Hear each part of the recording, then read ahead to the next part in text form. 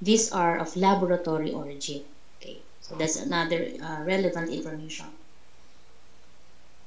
So what does it mean if the virus known not to infect monkeys outside of the research lab? Meaning to say, if you report a single case of an infected monkey outside of the lab, it means that there is a leak of the agent from the laboratory, okay, which is in the context of laboratory biosecurity. Okay. So next information is that the virus is able to cause paralytic infection. Okay. Now, if animal models will be used, so what they do is they perform genetic engineering of mice, okay, and they do some injection and animal inoculation procedures. Okay, so another activity is that in the lab, okay, they grow the virus. Okay, so there are some viral isolation techniques going on, and then they employ centrifugation. Okay, so they collect some supernatant. Okay, they also specify that the volume of the material is less than 1 liter. They perform low speed centrifugation. Okay, and all of the viral isolation cultivation procedures are performed using the biosafety cabinet class 282. Okay. So apart from this, so apart from animal inoculation, viral isolation, they also do some euthanasia. Okay, so they euthanize the infected mice and then they perform necropsy. So a lot of things going on in this particular laboratory. So after the necropsies, they harvest the organs and the tissues, and they further process for histopathology analysis. Okay. So all these activities are done in a BSc. Okay. So all of those orange words are the activities and the general information in the laboratory. Now let's go to the equipment.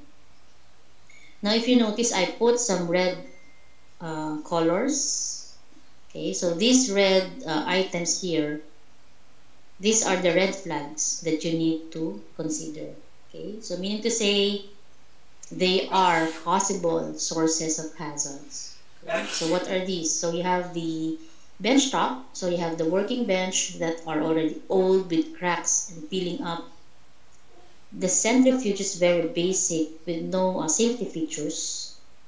And then the use of vortex machines. Okay, so the vortex for mixing. Okay, the probably mixing the samples with the reagents. Okay, and then the viral cultivation using the incubator. And then they use breakable materials such as glass pipettes. They use Bunsen burner, okay, glass flask, and sharps. So they have lots of sharps. Okay, and then they have the same sink used for both hand washing and liquid waste disposal. Okay, so directly to the sink. So there was no mention about treating the liquid waste prior to disposing of these waste into the sink. Okay, so it meaning it goes directly to the sewage system. And then only for solid waste, okay, they collect using the plastic bag but no trash can. Okay, so a possible source of hazard also. And then a BSc that is being used but never been certified or tested. Okay, so these are all red flags in the case. Now for the environment, you have fitted windows with screens, but there are already holes, meaning to say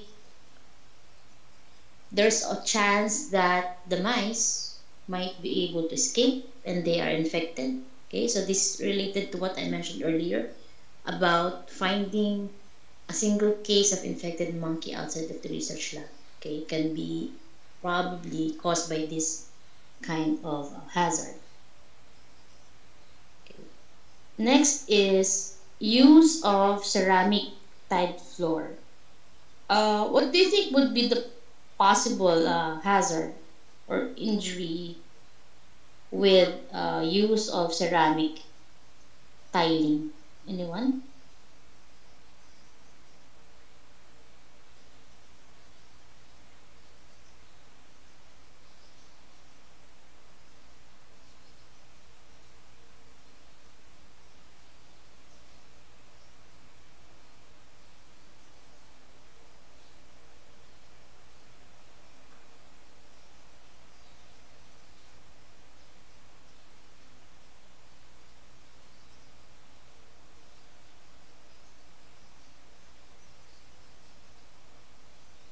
Yes, I did not see your comment. Sorry. What was it? Okay, so possible fall or trips, okay, due to the slippery floor. Okay, that's correct. So a physical injury on the lab worker. Okay, how about a humid environment? What do you think? Would this be a potential hazard?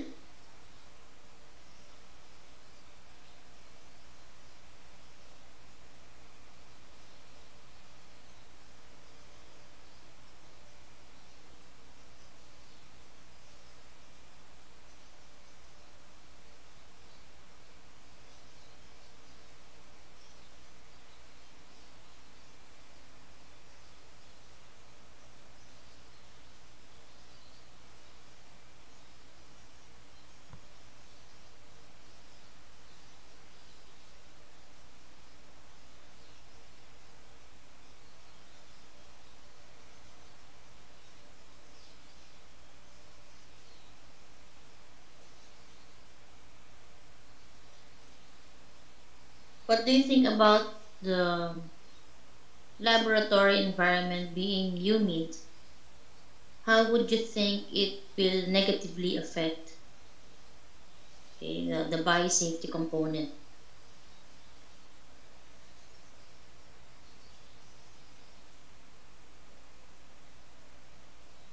Okay, so possible, what was that? Possible,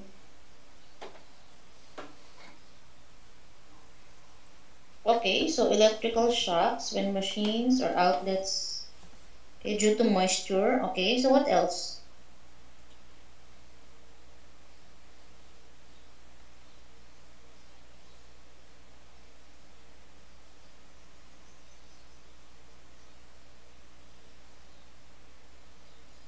Right, so in terms of the laboratory workers, they may feel some discomfort, okay, because of the humidity. So instead of wearing the correct PPE, so they might, okay, be compelled to remove the PPE because of the discomfort. Okay. So what else?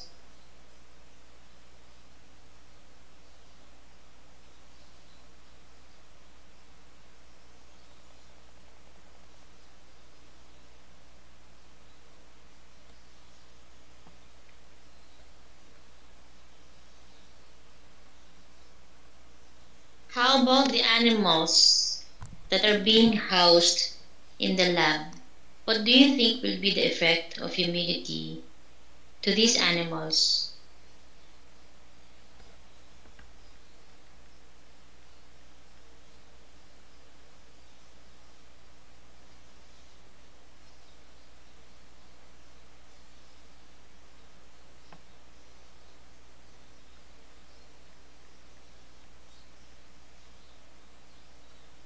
Yes, that's correct. Okay, so the humidity will also affect the animals, okay, in the laboratory. So in animal research facilities, right? So the temperature and humidity are also carefully controlled because otherwise these animals will be they will become stressed and agitated.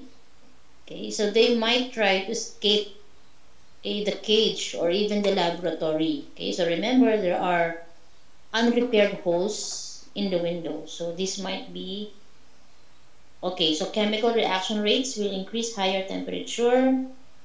Let me just check. Increase concentration of reactants and increase pressure. So what will happen, Ma'am Earl?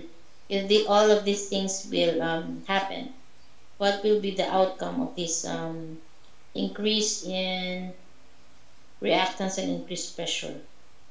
Are you pertaining to combustion or something? Okay, fire. Okay. So you see, not only the lab worker, not only the animals, but even the chemicals, okay, being stored might be triggered. Okay, so if incorrectly exposed to temperature, so very high temperatures, okay, beyond the recommendations, okay, so this will reagents will possibly react or will deteriorate. Okay. The next factor is the urban setting. So is this a red flag also in the case? If yes, why?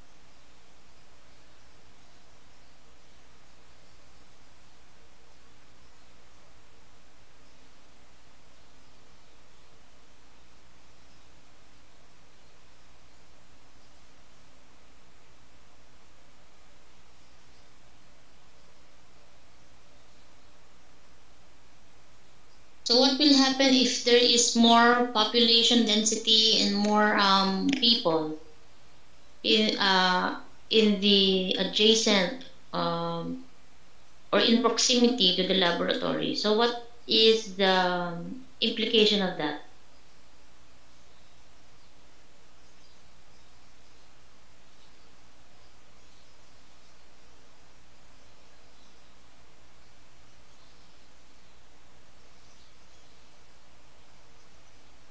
Okay, can you please specify the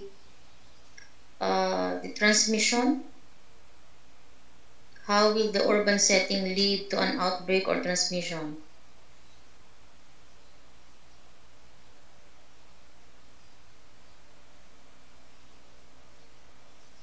You can use the microphone.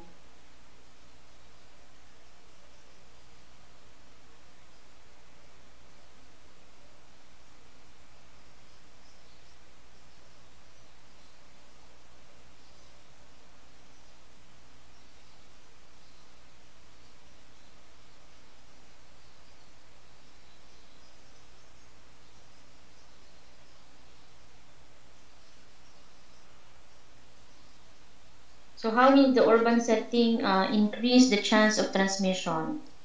Okay, so in case of parvovirus, okay, fecal oral route through food preparations or food stalls, for example, if personnel are infected. What do you mean, Ma'am Larissa? Who are preparing the food? Um, what I meant, mom, was, for example, if there will be leakage or spills from the lab, and some people will be infected, and unfortunately, one of them are the ones that prepares the food, for example, in a food stall. Then uh, people that they will cater might get infected as well. So it's more on a secondary or tertiary level of transmission, Ma'am Larissa. Yes, ma'am. So the answer of Ma'am, I saw another comment. Waste disposal problems. Okay, so Ma'am Earl, can you expound on this? How will the urban setting affect the waste disposal problems?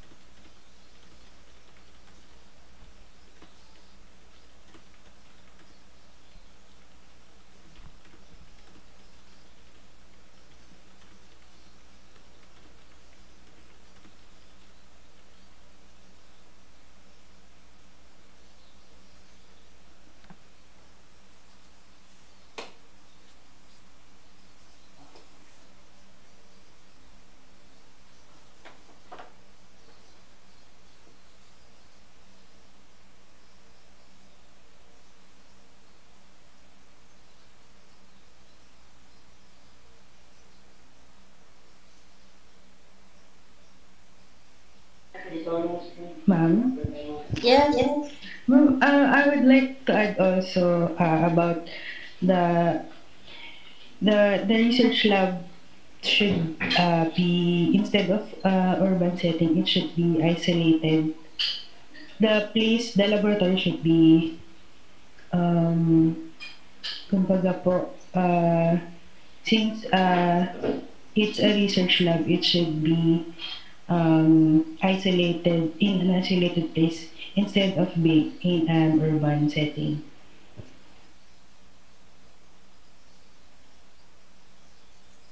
If it is in an urban setting, what will happen?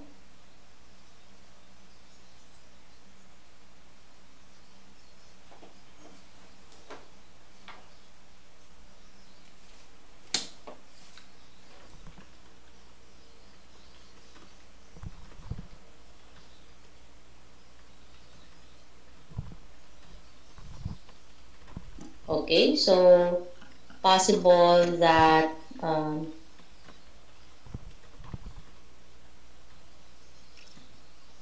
a direct exposure through contaminated sewage, since the waste are disposed in the sink. Is this what you're trying to say, ma'am?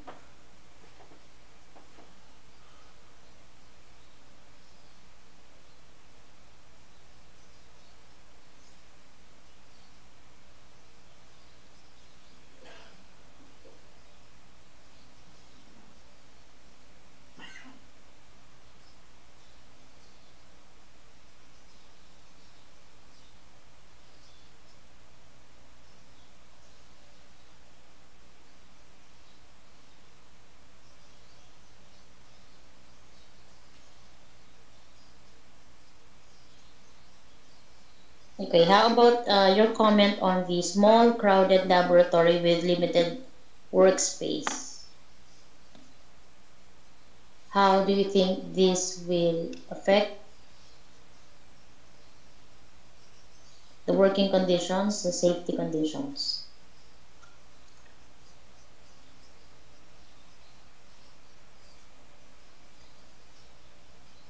So I have to add under the urban setting. Okay? So before we go to the crowded, limited workspace, okay? So I need to add that if the laboratory is located in a densely populated area, okay, so it becomes more susceptible to unauthorized access. Okay, so there are many people around the vicinity who might think of something bad and illegally access the laboratory. Okay, so this is actually a biosecurity risk. Okay, now how about this one? Small, crowded laboratory with limited workspace. So definitely there is a safety issue here, but can you identify?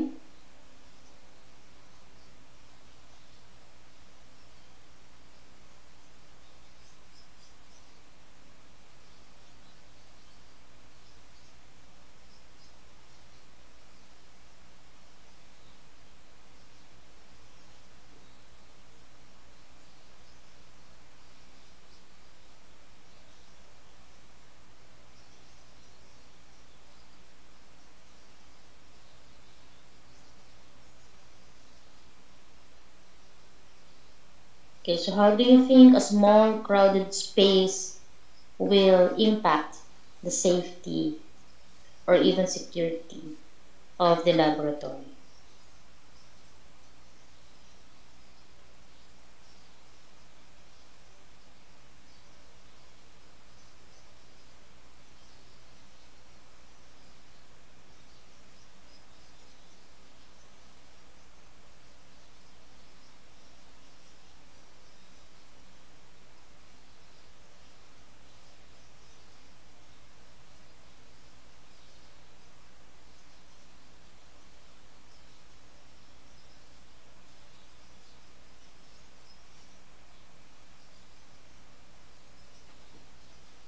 Any comment?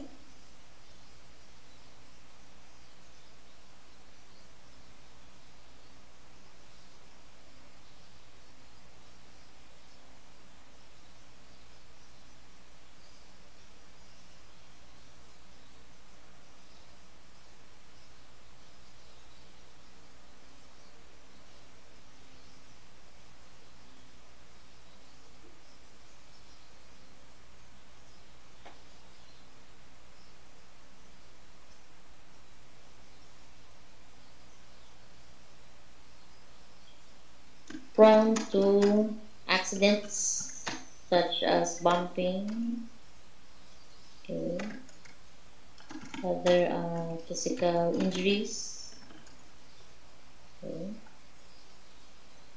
even spills, right? So what else?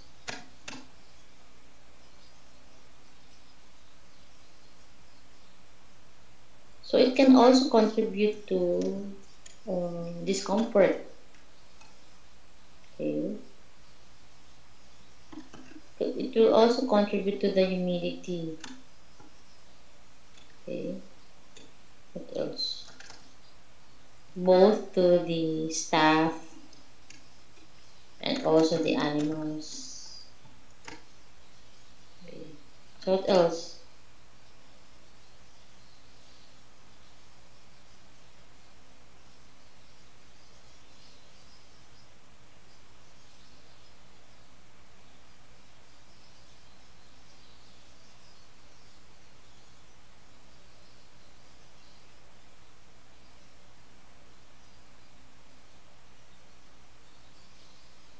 So there might be faster carryover, right? Or contamination. Okay. So this will also include the fomites. If they are using or if they are sharing common areas for the activity. So this is a red flag also. So some of the staff might resort to using the same space for different activities, right? Like for example, in the sink, because of the limited workspace or probably there's only one sink present, so they do the hand washing, they do the washing of the uh, laboratory glassware. Okay, so who knows if they're also washing their dishes, okay, in the same sink. Okay, so although it was never mentioned, but this crowded limited workspace would probably lead to this unhygienic and sanitary procedures.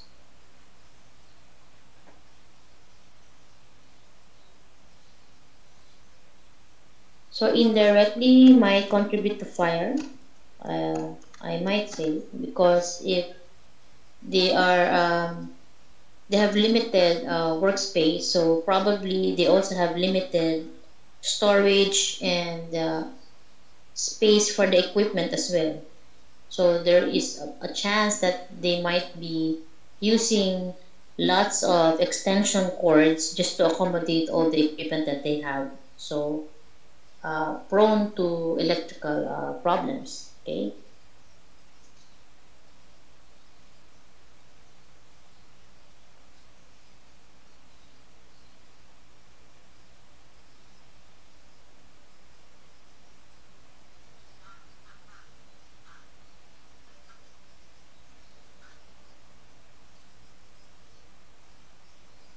Now let's go to the PPE. So in the case, it was mentioned that lab coats are worn in the lab. Okay, but the question with the lab coats is based on the discussions that we had.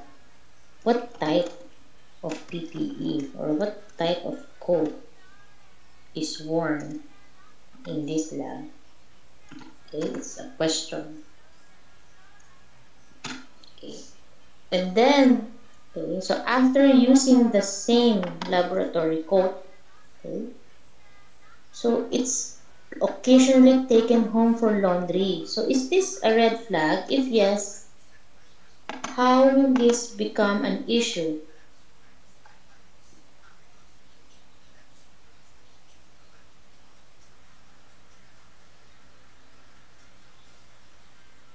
Now for the first one, there's a possibility that incorrect choice and use of PPE. Okay, so what else? What's the effect of occasionally taking home the lab coat for laundry?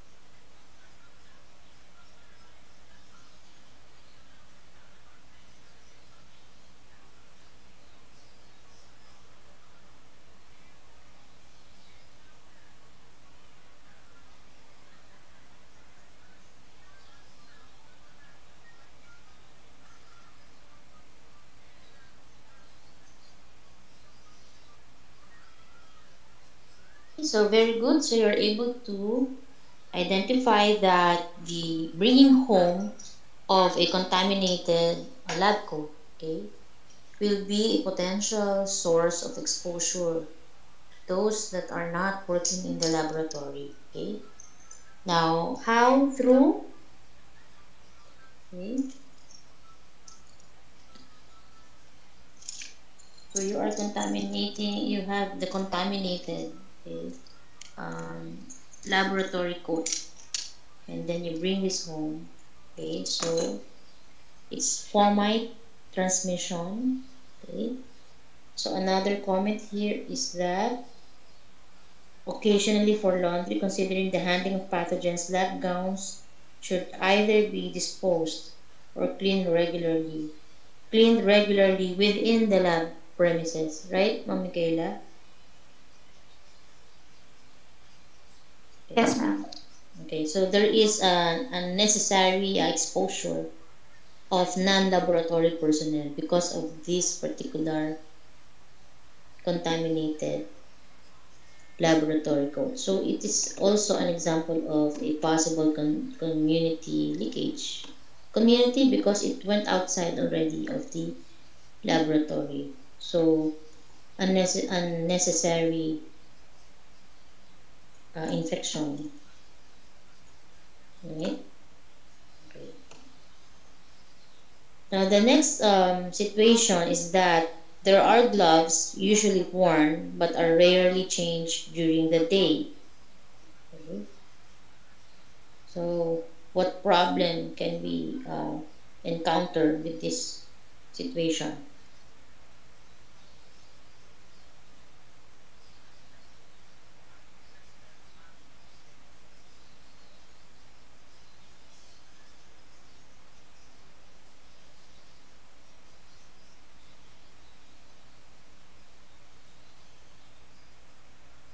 Okay, so carry over or cross contamination.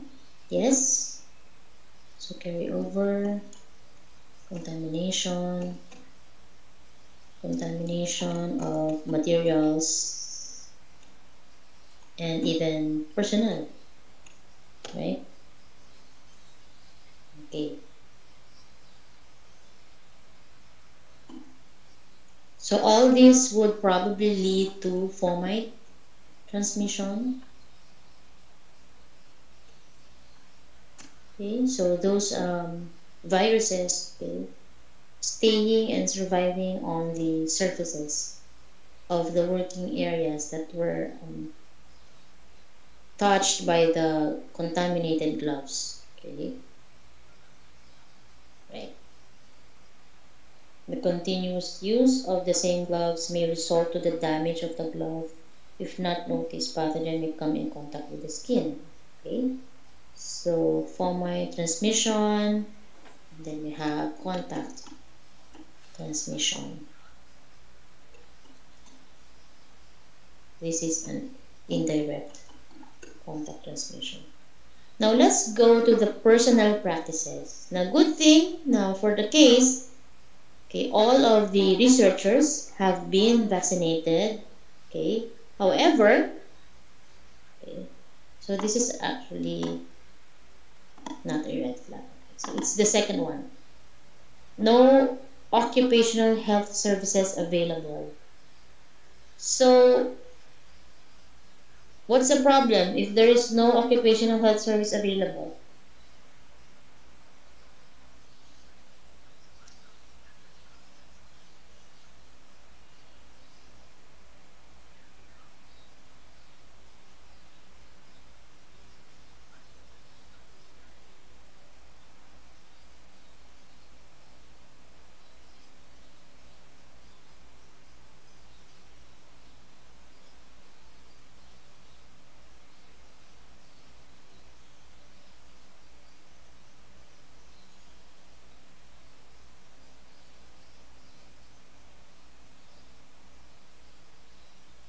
Okay, so if there are no occupational health services, okay, so worsening, Sir Jem, am I getting your concept right? Worsening of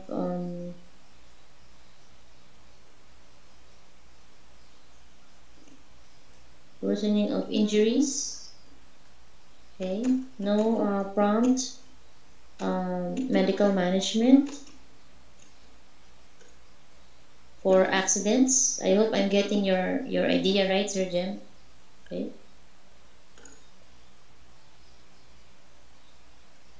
So first aid treatment might be unavailable, which is bad. Okay.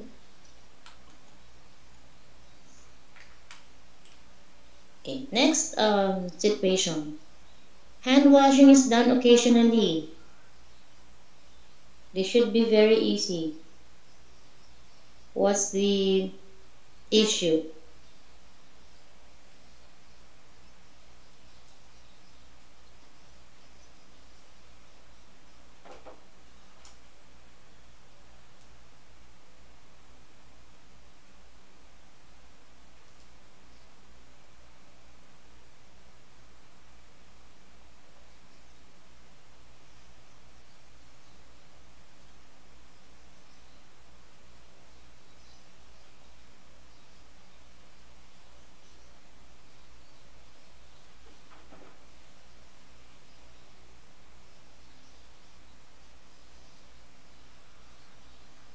Are there any issues with occasional hand washing?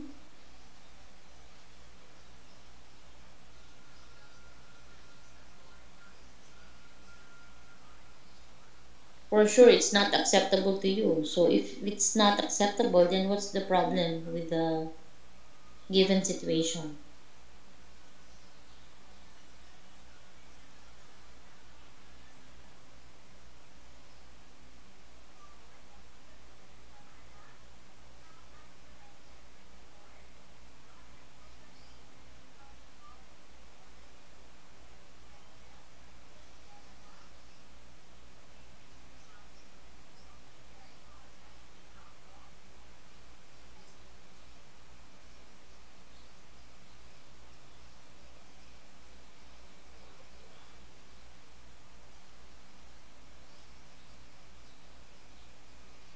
Alright, so possible contamination of pathogens, okay, from one person to another, okay. Yes, so working in the lab would require frequent hand hygiene, especially those that are assigned in areas of high risk, okay, high risk activities. If you're doing the animal inoculation, for example, you are performing viral cultivation procedure, so the hand washing should be done more frequently than when you are doing a pure paperwork, right? So the exposure to the hazard becomes the level of exposure will now become more different. So if there is occasional hand washing, there is a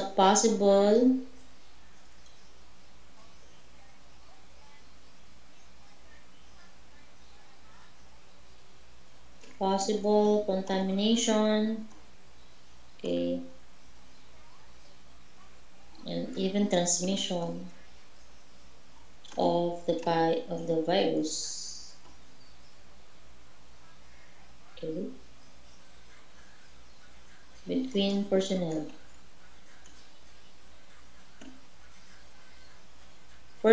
to personnel, or personnel to animal, or animal. Is it possible from animal to personnel? We need to check.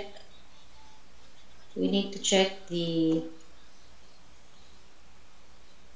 transmission characteristics. Okay, that's why I put question mark. Okay, but what is sure is that there might be,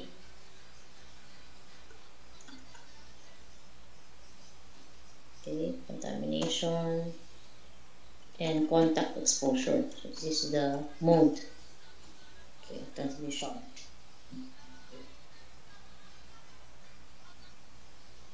Now, lab waste is untreated and collected by the local government waste services. Is there a problem?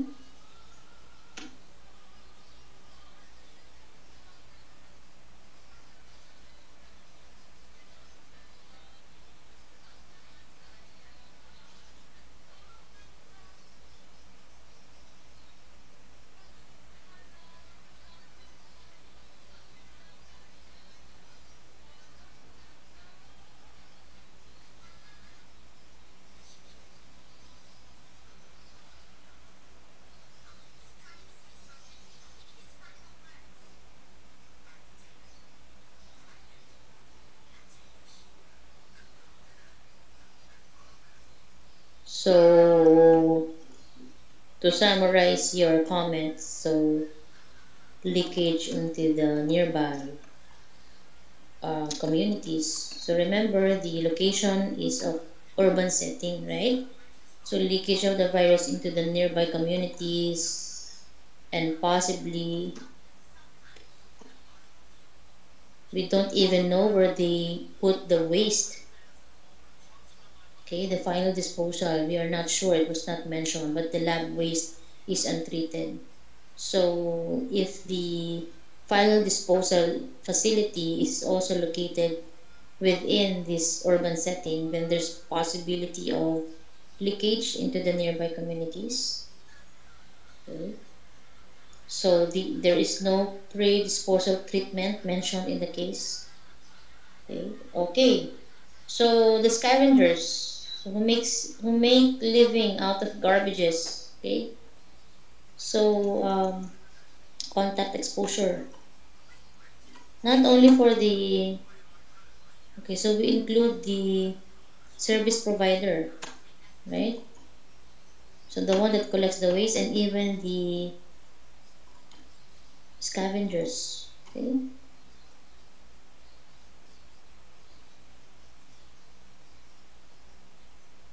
If the final disposal facility is near a water source, for example, okay, so there might be potential water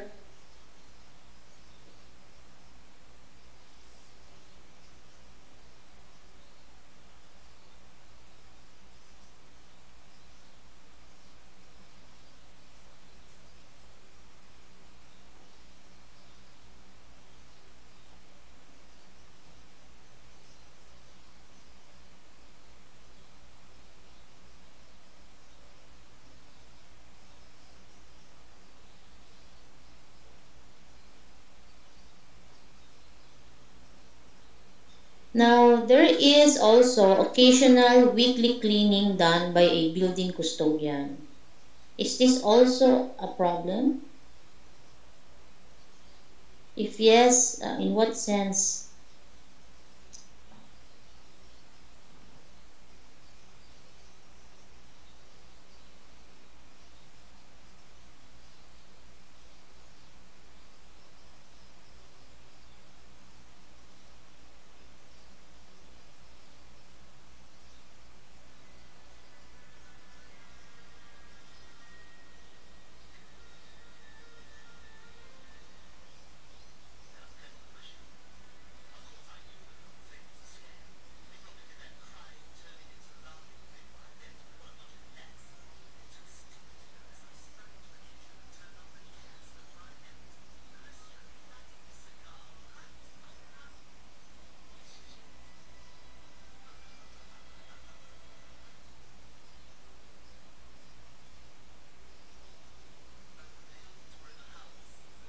Now, there are many activities mentioned earlier, okay?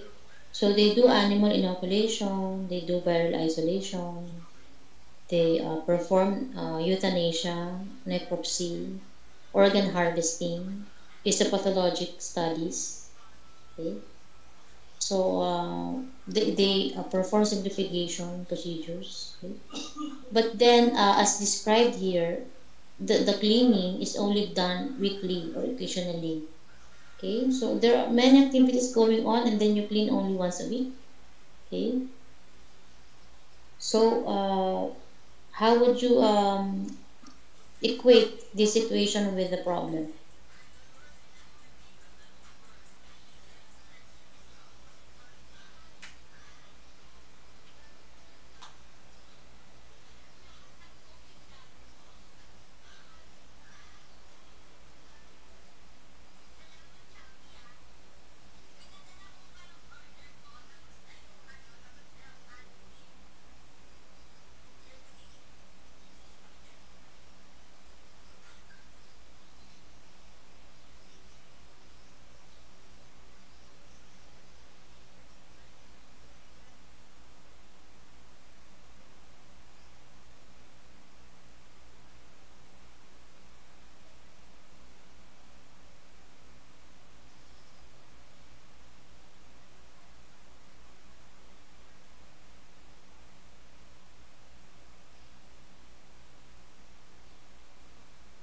So we can probably merge the other item here.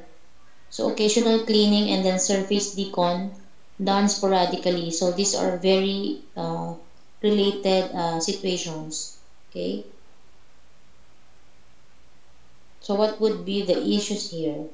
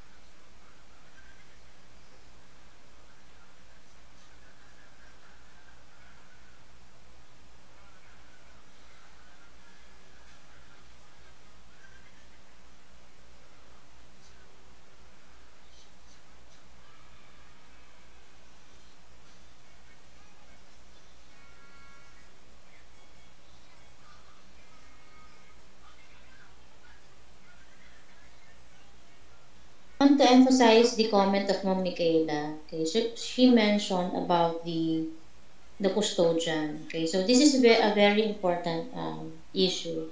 Okay, it was not even mentioned if the custodian was trained.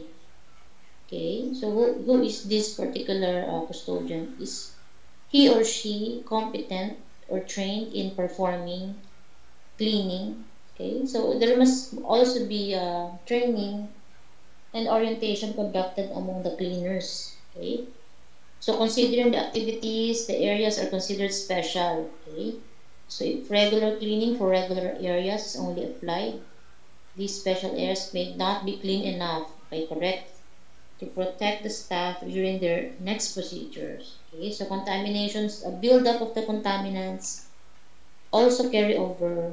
So pretty much the same as with the other situation. So it's all about contamination, carryover, leakage, okay, infection, transmission. Okay, so now the buildup of the contaminants do not only pertain to the virus itself, but also the presence of organic matter, right? So you have the tissues of the animals.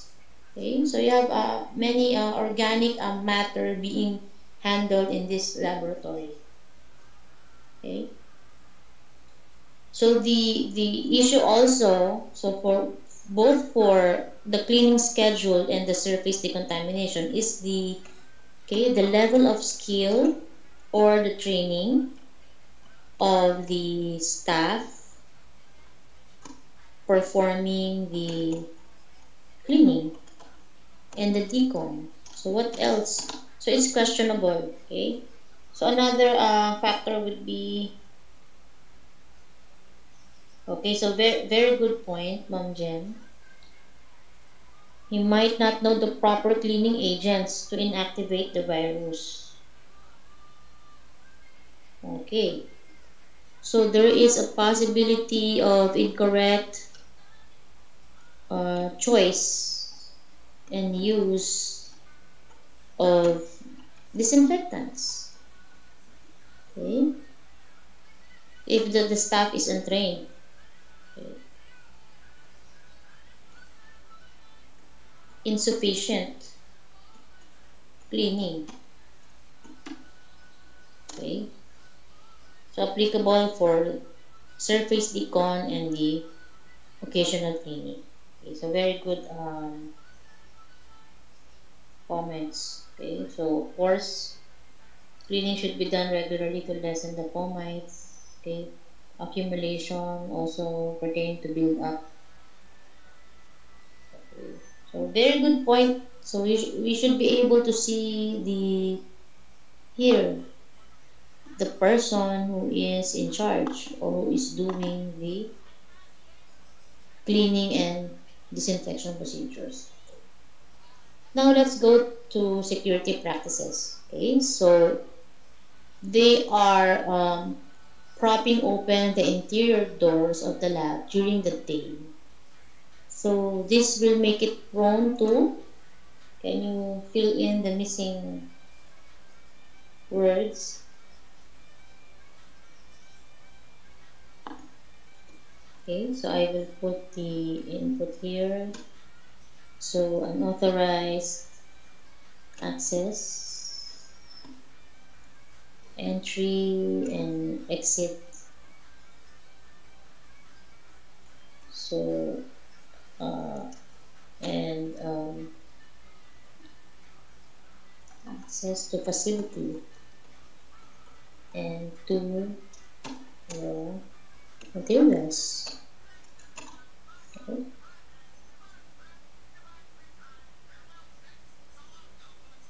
Cultures are not secured.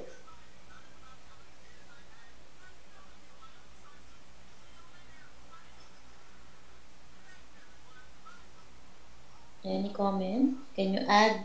So perhaps for all these bulleted items here, under the security practices, you might be looking at the same risk. Okay, so it's totally alright to repeat. Okay, so you have unauthorized access, entry, exit to facility, and also to the materials, which is also applicable for the next item here. Okay.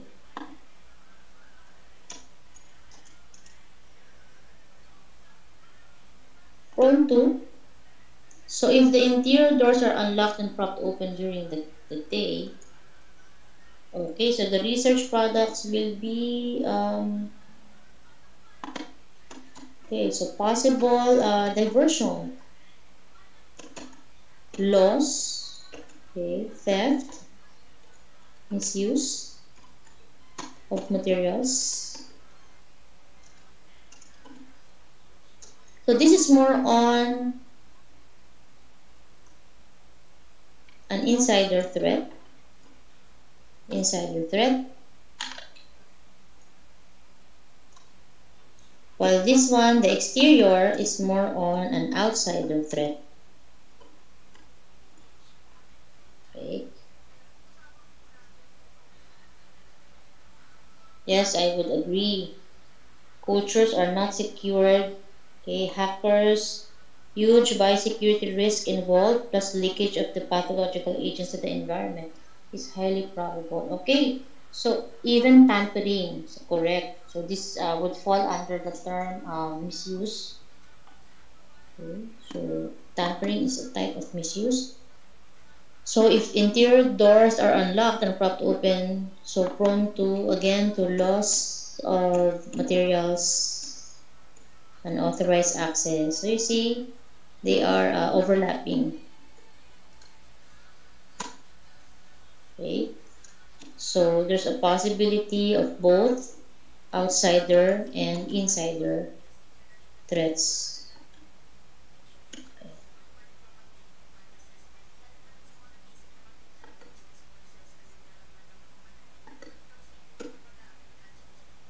No personal verification program. So in a personal verification program, the management, for example, the HR department, for example, they do some employee screening and vetting procedures so that they are sure that these applicants, okay, who are going to work in a high containment facility, for example, are those that do not have any criminal records, um, negative background check results. Okay, so this is all about verification program. So the proper screening, vetting, and selection of the staff who will be taking custody and working with the biological material. So if there is no personal verification program, it is prone to.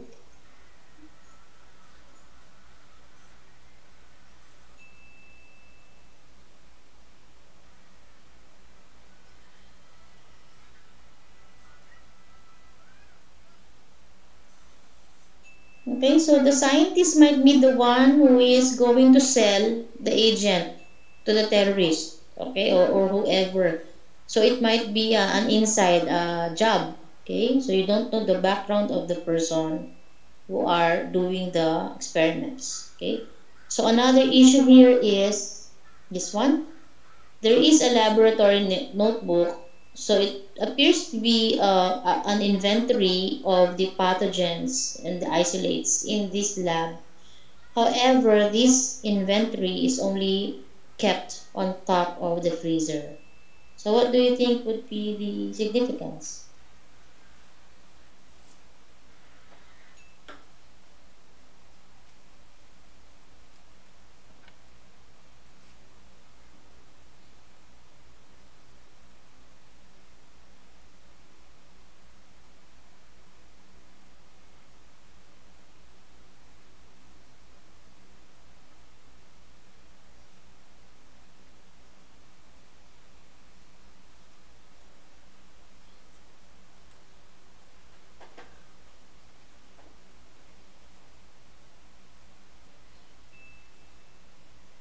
Okay, so the valuable biological material, okay, becomes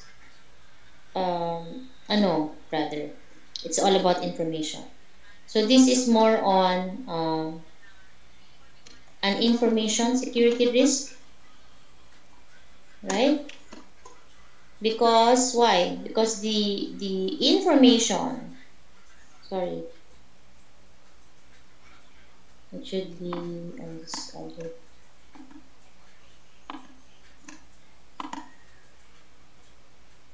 Okay, because the information in this logbook, okay, becomes readily accessible to other people, even the janitor. Okay, so if for example you have a disgruntled employee who has a huge amount of loan and that person cannot pay out the loan, okay, or he has a big he or she has a big financial problem, okay, looking for a way to pay, okay, for the debts, okay, so there might be a possibility that this piece of information in a seemingly harmless laboratory notebook, okay, can be sold, okay, to interested persons who have evil intentions. Okay, so it's yes, loss of record. So a logbook that's not secured can be accessed by anyone. Okay, tampering of records. Okay, so information security risk in terms of tampering, unauthorized use, unauthorized access and use. Okay, so what if it's a top secret information about the isolate? Okay, with the potential for malicious use. Okay, so then it will be a very big problem.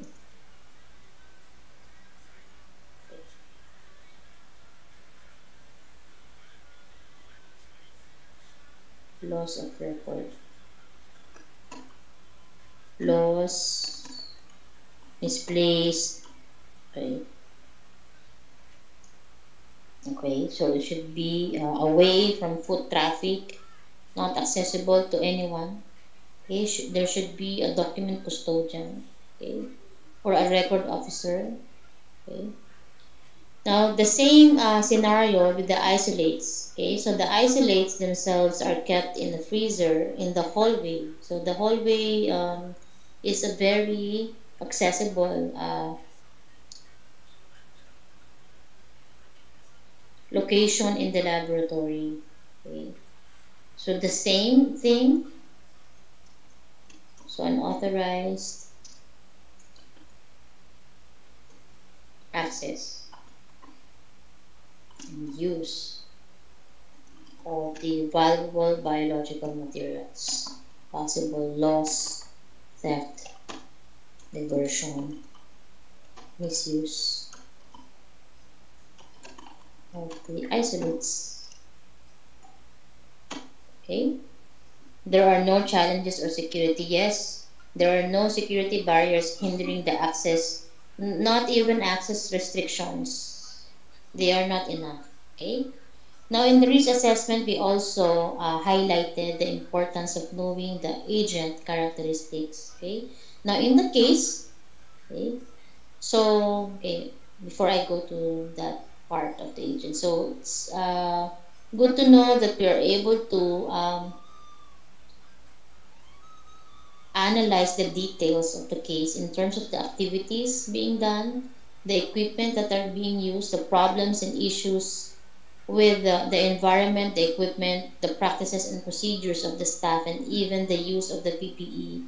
Okay, so the availability of prophylactic treatment, pre-prophylactic measures, okay, in the form of vaccines, okay, so the health services, okay, and even the security practices were all analyzed, okay, in detail, okay.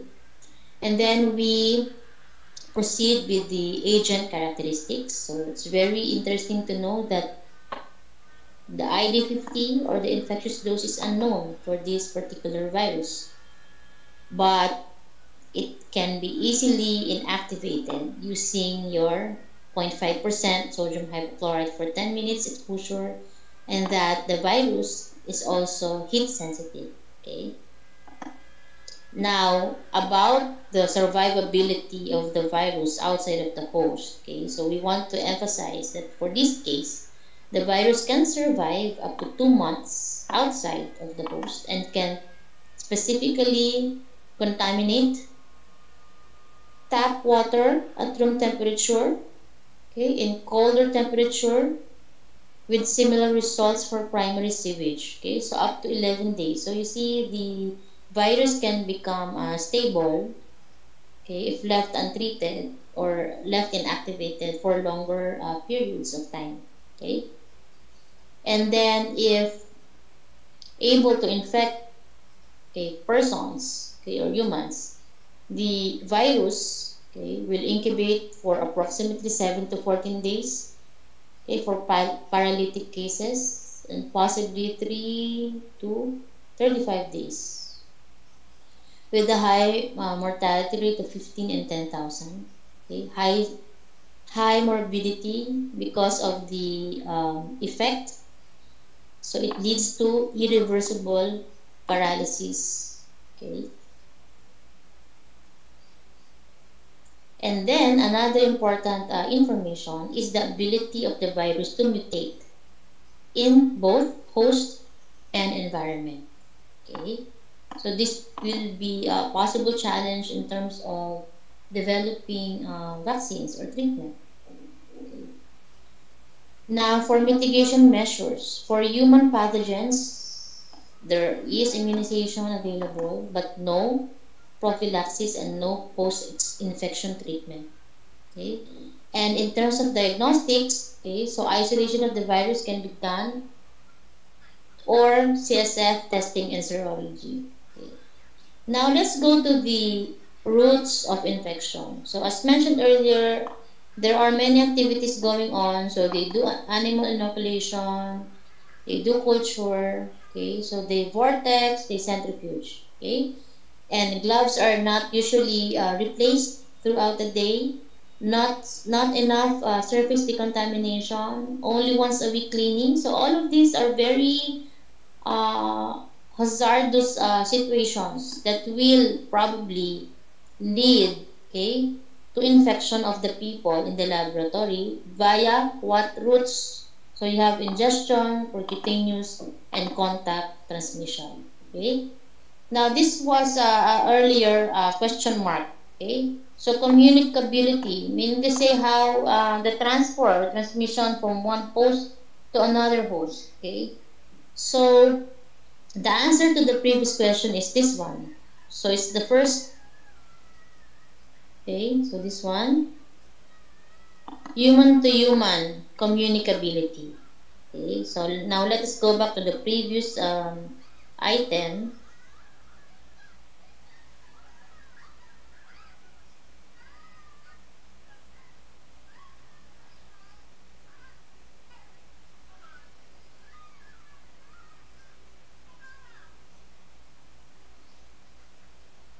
I forgot where I put that part.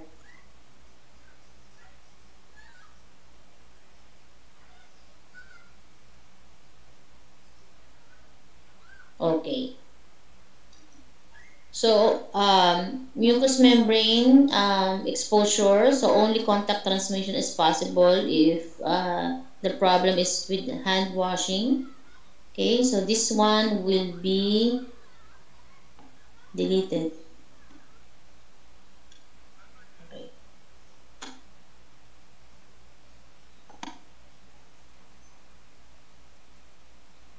So next item, geographical distribution. Okay, so this is based on the scenario, mostly in Asia, in Middle East, with low perception of malicious use. Okay. Okay, so we are done with Pablo virus case.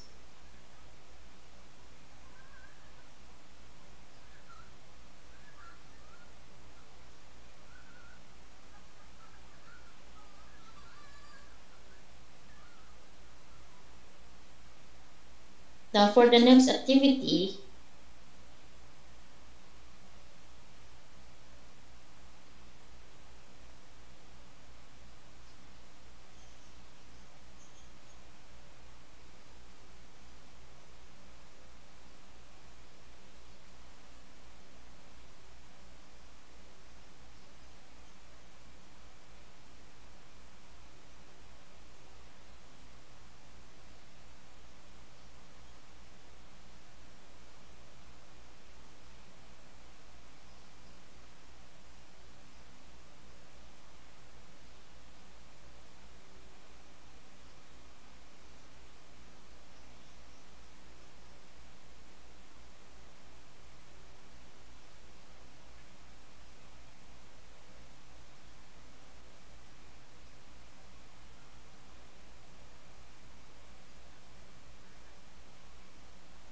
okay.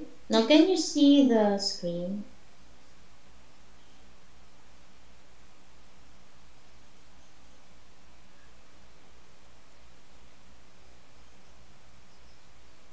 Okay, thank you, Ma'am Raquel. Okay, now for the next activity. Now that we are able to analyze the case, we are able to identify the hazards, okay, and then associate the risk. We also identify the existing mitigation measures in the case. Okay, we did some risk evaluation and initial risk scoring. And then based on the previous presentations, you are already equipped with the different mitigation measures, okay, according to the category. Okay, so you have the engineering controls, administrative, practices and procedures, and even the PPE, right? So all of these were discussed comprehensively by each of the groups. Okay? Now, in preparing the proposed mitigation, okay, so you have to specify the mitigation measure, and this time you will include the frequency. So meaning to say how often are you going to implement this specific mitigation measure. Okay. and then you will recompute to come up with a new risk score. Now what I'm showing you here is just an example. Okay, so I left the case title blank. Okay, so I'm just giving out some definite examples on how you're going to improve, okay, your output for the case. Now, for example, in Pablo virus case, okay, it was mentioned that the BSC has never been certified or tested. Okay, so the BSC being a laboratory equipment, if it's has not been certified, tested, calibrated, so it will lead to a risk, a health risk, okay? Specifically, a laboratory acquired infection or LAI, either aerosol exposure, okay, or possibly contact exposure, depends on the activity, okay? Now, it was not mentioned, or was it, that in the case they are cleaning the BSC? Was it mentioned?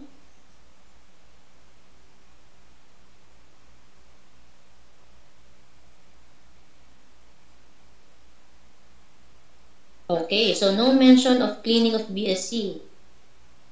Okay, so there is no mention about any mitigation measure being done for the BSC. Okay, so we put none. Now, the likelihood of a person or a staff acquiring, okay, or having an LAI because of using an uncertified BSC becomes high, okay, and the consequence of getting sick with an LAI is also high, which will give you an initial risk score of 16. Okay, now these are just, okay, so let me just emphasize that these scores are, okay, subjective. So meaning to say, for me, these are my scores. You can give your scores differently. It depends on your perception. Are you a risk tolerant person or you are a risk averse person? So the scores here may differ. So there is no fixed score. Okay, so that's the one of the limitations of a risk assessment. Okay, now, so I gave a score of 16. And then I want to mitigate because there is no existing mitigation for this BioSafe uncertified BSC. So I came up with an engineering mitigation control. Okay, we're in. Okay, according to my plan. Okay, so I will, okay, have a BSC certification at least annually. Okay. So I will now remove the term engineering, but rather I will put it under administrative, or perhaps I can include it as part of my SOP. Okay, the certification will be a standard operating procedure, or it can be a policy of the laboratory, okay, to implement a certification activity annually. Okay, so let us check the scoring. So after applying the mitigation, which is BSCR certification annually, the likelihood is reduced from 4 to 2. But if the LAI happens, okay, the consequence is the same. And now I come up with a score of 8. So from 16 down to 8. Okay, so it should be expected that the new risk score after proposing your mitigation will change. Okay, from higher to lower. Okay, next example. So these are not necessarily part of the Pablo virus case. Okay, so next example is,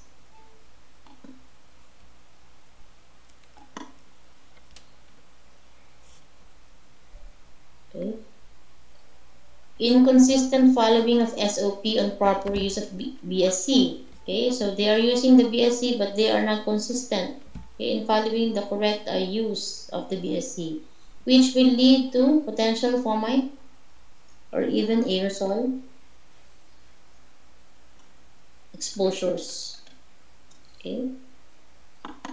But if, for example, in the lab, they have an SOP, it's just that they are not consistent, okay?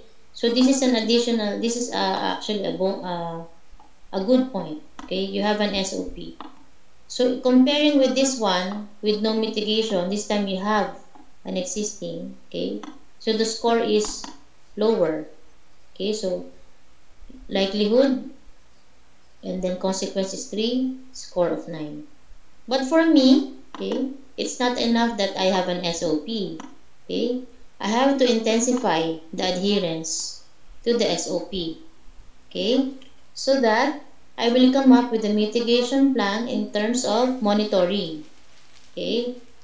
So this will be a daily monitoring, okay? From 3 times 3 equals 9, it now becomes 1 times 3 equals 3.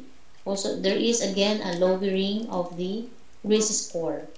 Okay, so the monitoring of SOP adherence, okay, will form part of my SOP and my work instructions. Okay, so that's why it's important to categorize also the mitigation plan.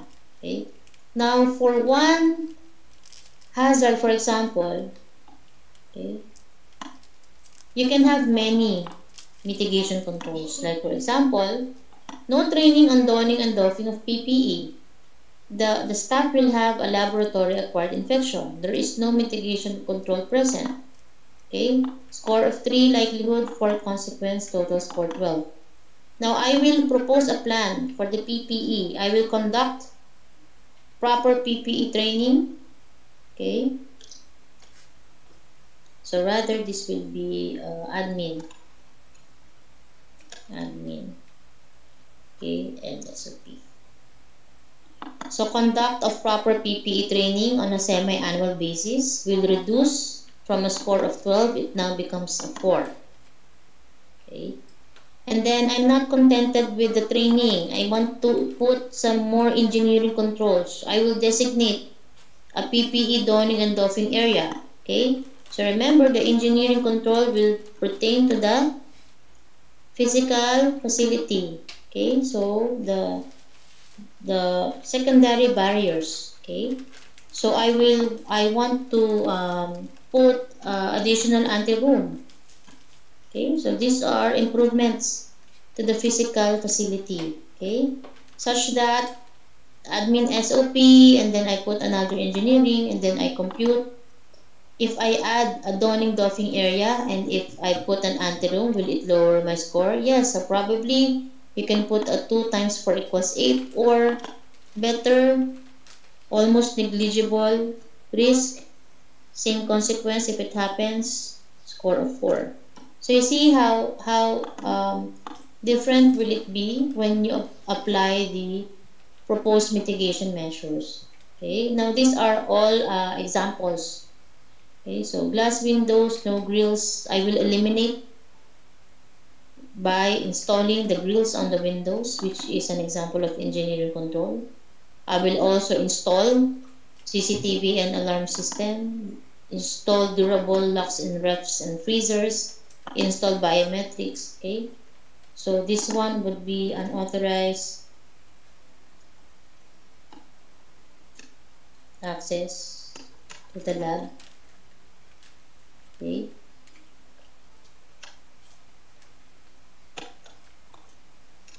animal escape, if we're talking about the Pablovirus. Okay, only locked at night. Ano, with grills, with screen windows.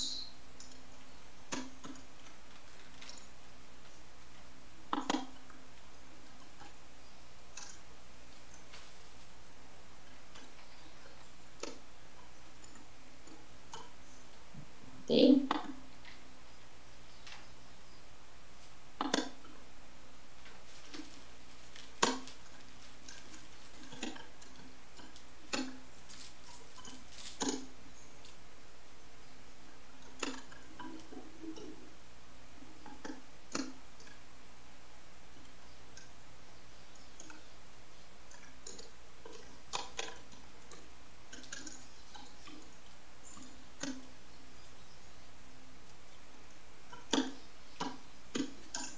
Okay, so I hope you are getting the how you're going to improve on the mitigation plan. Okay, so I've already asked you many times to resubmit your risk assessment and mitigation tabulation. I know that. So I've consistently asked you to resubmit, refine, improve. Okay. So what are the improvements this time? You categorize, okay, the mitigation that you proposed. Okay. And I'm not sure, did I also include the new risk score in the previous task?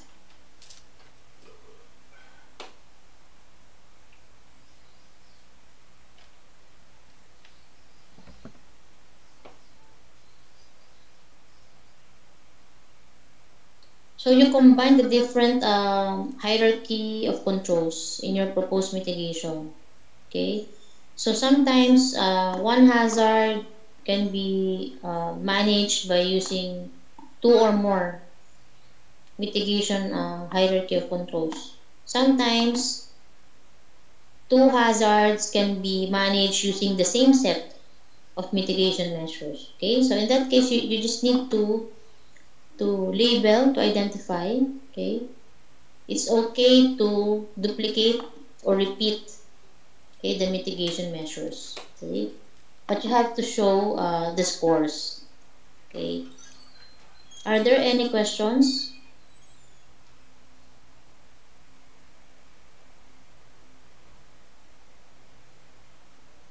I will be sending this format to you. Okay, and then we will proceed with the next case. So are you at pace with me? Are you getting the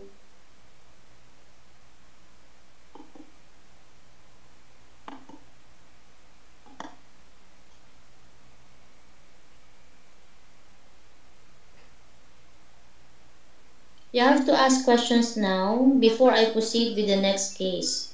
So I will be giving you two more cases to work on. That's why we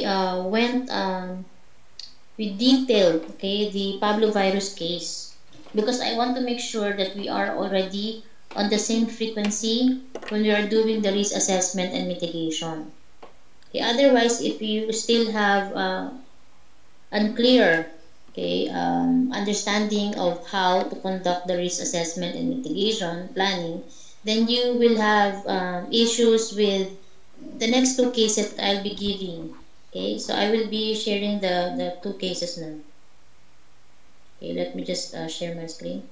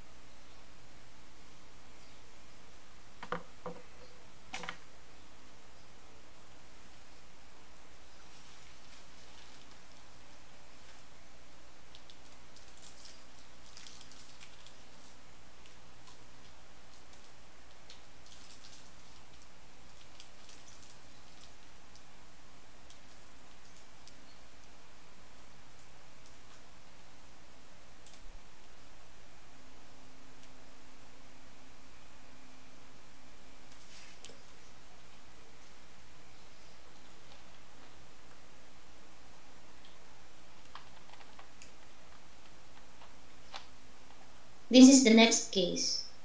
Okay.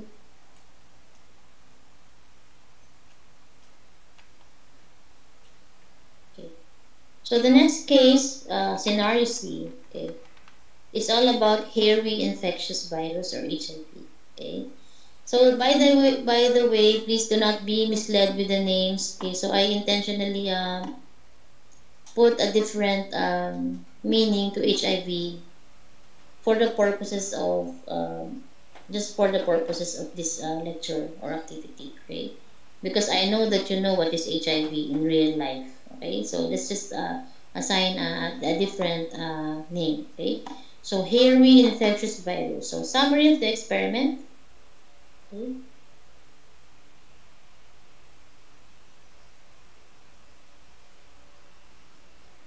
Okay. So it says here that a researcher will be studying the blood and breast milk obtained from patients infected with HIV.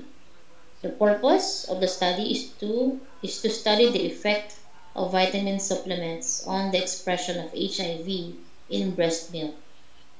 5 ml of samples of blood and 50 ml of breast milk will be collected and stored in a -70-degree freezer until ready for testing. 1 ml of whole milk will be transferred to a cryovial for long-term storage, which is actually the duration of the study, and the remaining will be transferred into 15 ml conical centrifuge tube and centrifuge low speed for 20 minutes. The fatty layer is removed using a glass pipette and discarded in the sink. Breast milk, which is part of the supernatant, is then aspirated using a different glass pipette and aliquoted in 0.5, 1, and 1.5 ml volumes into 5 ml cryovials. Okay? And then add 1 ml of PBS to the 15 ml conical tube with a cell pellet and gently resuspend the pellet by disrupting with a sterile long toothpick and then gently inverting. The resuspended cells are transferred into microcentrifuge tube, centrifuge at high speed for 3 minutes. Okay. Supernatant discarded. DNA is extracted from the breast milk pellets using a commercial mini kit.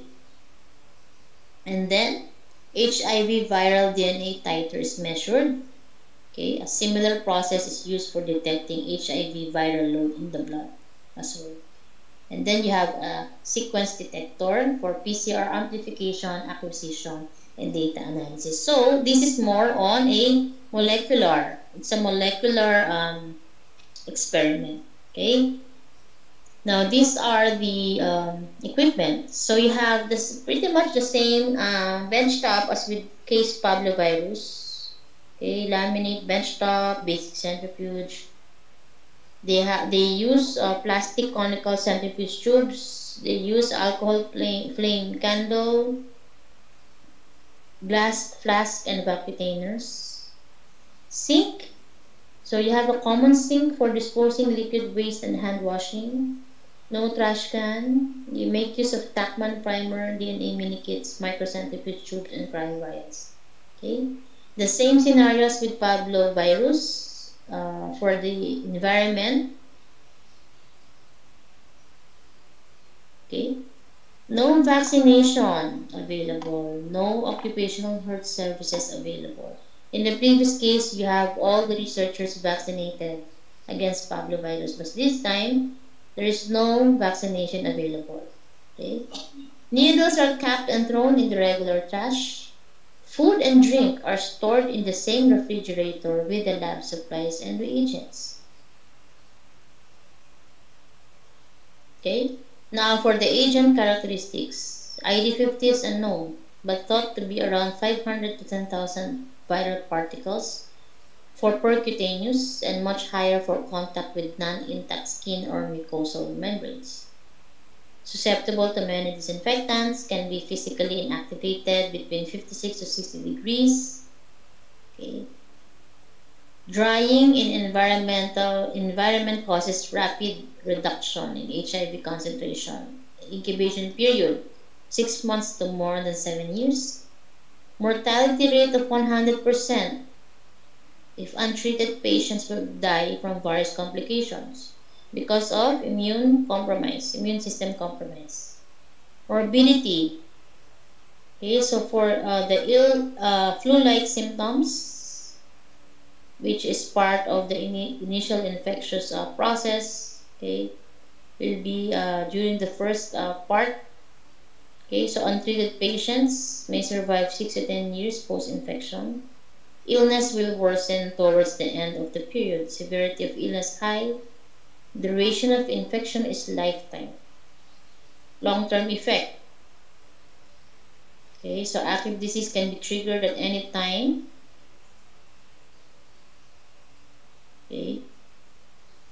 Developing into the active disease status will be more commonly seen in immunocompromised patients, very young and very old populations. Okay? Immune suppression is possible with potential mutagenic carcinogenic properties, can mutate in the host and in the environment. For human pathogens, okay, there is no immunization available. There are chemotherapeutic agents for both prophylaxis and post-infection treatment. Diagnostic tests are also possible. Exposures can be through percutaneous or contact. Communicability, it only infects humans, okay, particularly the human T lymphocytes. Human to human communicability, yes, but with other um, human to animal, animal to animal, animal to human is no evidence. Okay? Worldwide prevalence, low perception of malicious use. Okay? So based on this case scenario, so you are going to perform a detailed risk assessment and mitigation plan. Okay, the same as what you have done before, but this time you have to detail your mitigation plan to include the categories. Okay, so I need to be sure that you have completely understood what we did with the Pablovirus case scenario. Otherwise, you will have difficulty assessing and preparing a mitigation plan for the next case. Are there any questions? Please raise your questions right now because you will be given two cases. Let me share the other case. So it's becoming more complex and more difficult.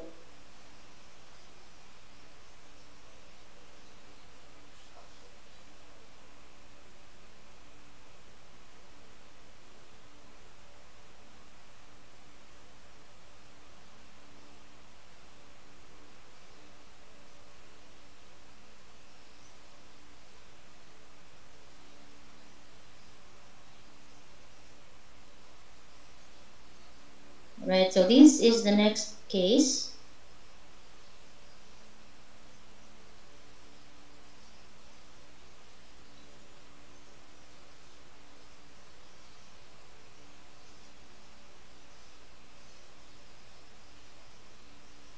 Can you see the screen, sir and ma'am? Yes, ma'am. Okay, so the next case is all about the MDR-TB. Okay, in the case, I labeled it multi-drug resistant Titan Blue. Okay, summary of experiment, so it's more on respiratory. Okay, so you have sputum specimens from infected patients sent to the lab for analysis. The sputum is mixed with sodium hydroxide to remove the excess mucus and then followed by vortexing, and then the solution is poured into a conical tube, then with sterile water, so you mix them together, and then you create a suspension by centrifugation, okay, for 15 minutes, and then after which the tubes are removed from the centrifuge and the supernate is poured down the drain. Sterile water is added to the sediment, so you retain the sediment and then you wash the pellet, and then you discard the supernatant. Okay, and then using a long sterile wooden toothpick or applicator stick is then used to collect a small amount of pellet. Okay, and then you spread, okay, onto the slope of selective growth media agar in a slant tube. You incubate for several weeks. Small amount of culture is smeared together with an emulsifier on a glass slide, and you dry over a small alcohol candle burner flame to heat fix. Using a special staining procedure and microscopy, okay, to verify the presence of the MDR-TB. Once confirmed, the subcultures are transferred to petri dishes exposed to a variety of drugs and then incubated to determine susceptibility. Okay? So here you have the raw material coming from the sputum specimen of the patient. Okay, so you do some decontamination. So using a mucolytic agent, and then you process the specimen. Okay, so culturing the specimen, and then doing some microscopic studies of the isolate, and then followed by susceptibility testing. Okay. Now the same, almost same as with the first two cases, with some specific equipment, materials and supplies addition in the list.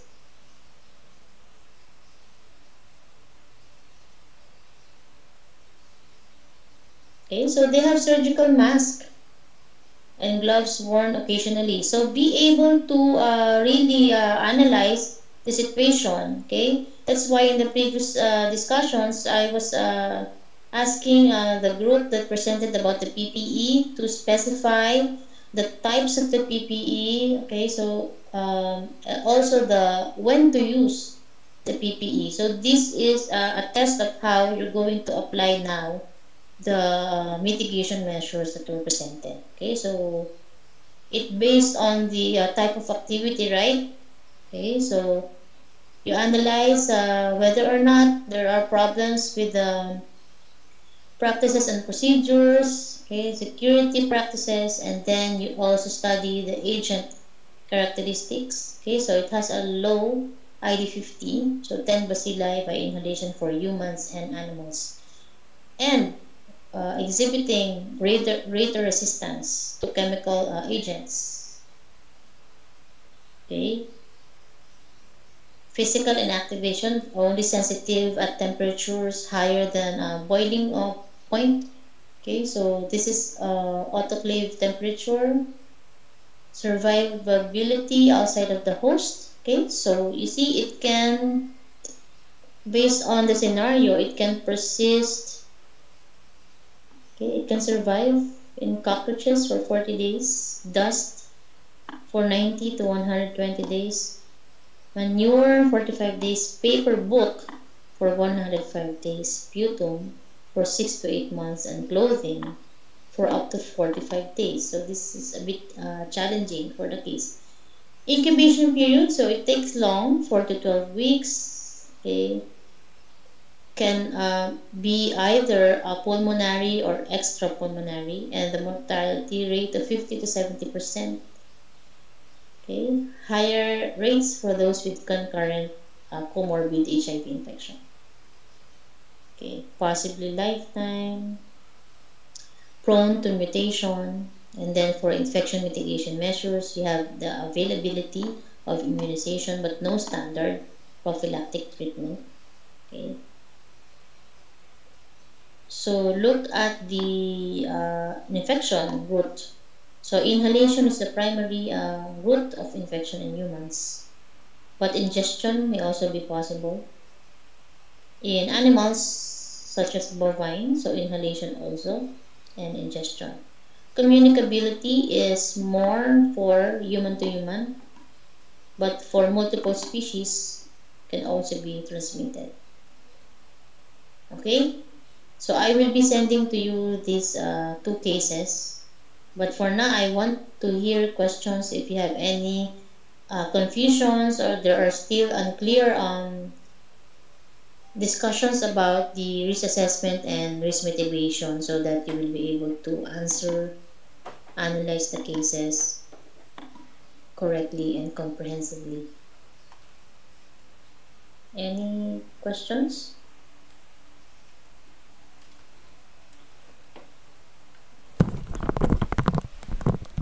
Ma'am Joy? Yes, Ma'am, individual to or by group pa rin? individual. Okay, thank you. This will serve as major examinations.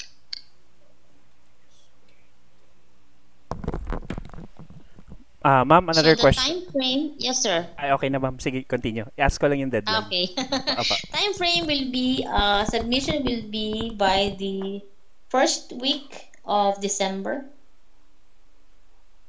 Do you have any